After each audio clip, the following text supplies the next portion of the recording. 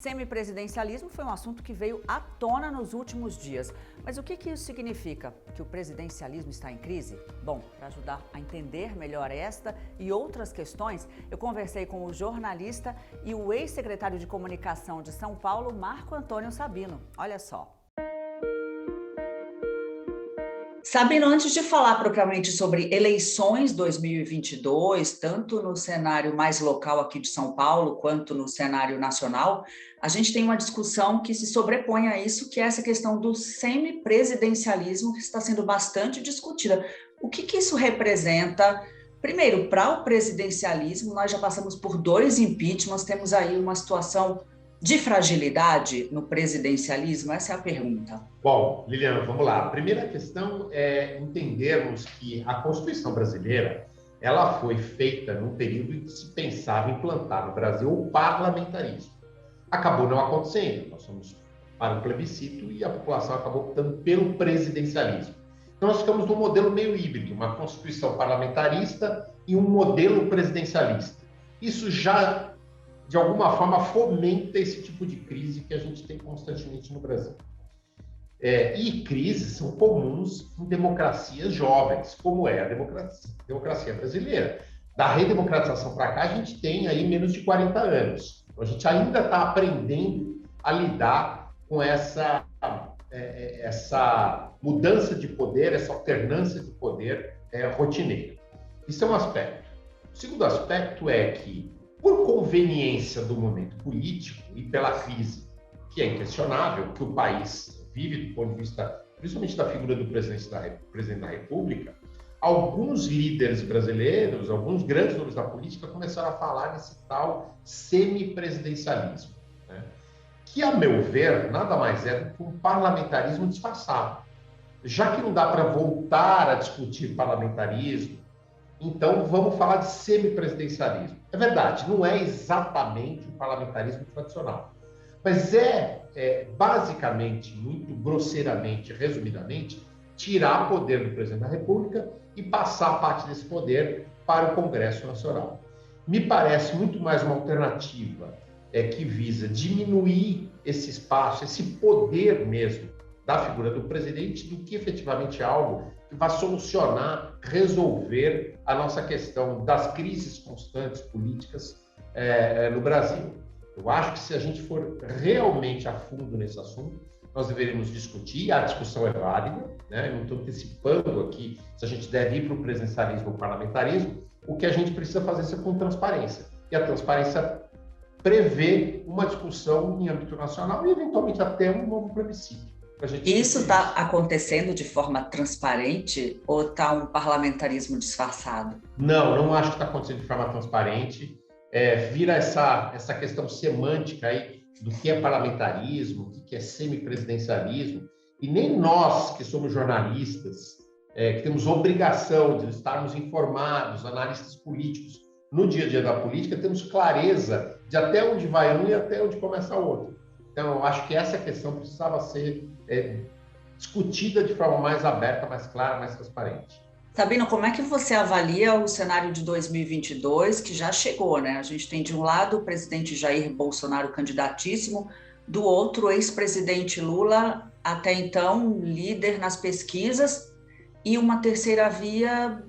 Quem você acha que está aí correndo por fora? Ciro Gomes, Eduardo Leite, João Dória, no seu protagonismo em relação às vacinas, à vacinação? Porque tem gente que odeia Lula, odeia Bolsonaro e está esperando esse nome surgir. Essa é uma eleição, Lilia, que vai ser muito mais a do anti do que o a favor. Então, já foi assim na última, né?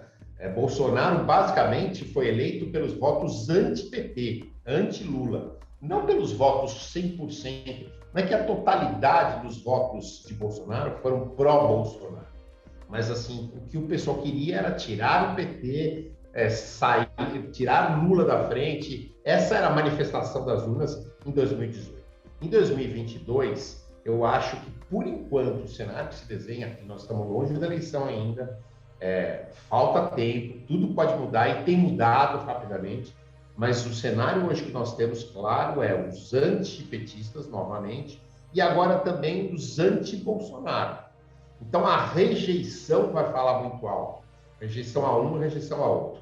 Nesse aspecto, Lula sai um pouco na frente ainda. A rejeição dele, que existe e que é grande, é um pouco menor do que a rejeição a Bolsonaro, né? A rejeição ao presidente Jair Bolsonaro é muito alta e supera a casa aí de 50%, segundo algumas pesquisas, até 60%. A terceira via que você me pergunta, temos esse nome? Eu entendo que não, ainda não temos esse nome. E eu acho que vários acordos vão ter que ser feitos para se chegar a esse nome. Fracionado do jeito que está o cenário agora, esse nome não surgirá tão fácil. Não surgirá. Mas eu acho provável que ele venha a aparecer. E não acho que ele venha das fileiras tradicionais da política. De novo, vai ser uma novidade. De novo, vai ser um outsider que vai aparecer aí. Provavelmente apoiado, e aí sim é que às vezes o eleitor comum não enxerga, apoiado pelas forças tradicionais da política, pelos partidos de centro, pelos MDB, PSDB, da vida, esses partidos que dão sustentação para que alguém consiga se eleger, né?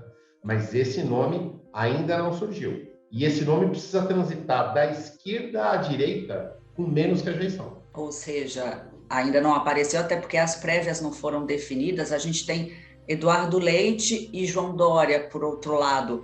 Você comentou mais cedo no jornal Gente, do Instituto Paraná Pesquisas, que divulgou um levantamento que mostra o nível de rejeição em relação a um candidato que se coloca como homossexual. No caso do governador Eduardo Leite, isso aconteceu.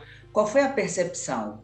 Eu acho que, primeiro, o governador Eduardo Leite foi corajoso, né, de tomar esse posicionamento.